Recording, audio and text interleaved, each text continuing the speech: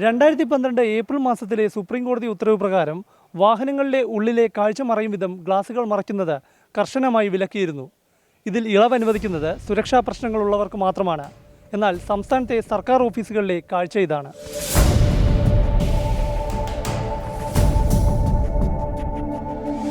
സർക്കാർ വാഹനങ്ങൾക്ക് നിയമമൊന്നും ബാധകമല്ല. ഉന്നത ഉദ്യോഗസ്ഥരുടെ ഔദ്യോഗിക സ്വകാര്യ വാഹനങ്ങൾ 3 ചുറ്റും കർട്ടനിട്ട് മറച്ചിരിക്കുന്നു.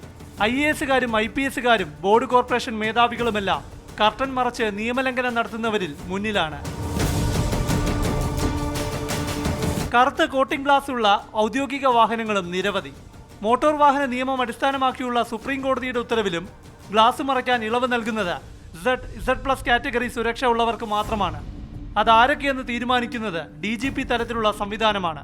കർട്ടന്റെ കാര്യത്തിൽ നിയമം പ്രത്യേകം പറയുന്നില്ലെങ്കിലും വാഹനത്തിനുള്ളിലെ കാഴ്ച തടസ്സപ്പെടുത്തുന്നുവെന്ന കാരണത്താൽ അനുവദനീയമല്ല.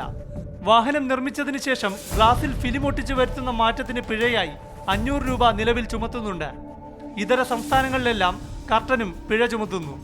സംസ്ഥാനത്തും സാധാരണക്കാരുടെ വാഹനങ്ങളിലെ കർട്ടൻ കർശനമായി നീക്കുന്ന മോട്ടോർ വാഹന ഉദ്യോഗസ്ഥർ സർക്കാർ വാഹനങ്ങളിലെ ലംഘനം കണ്ടില്ലെന്ന് നടിക്കുകയാണ്.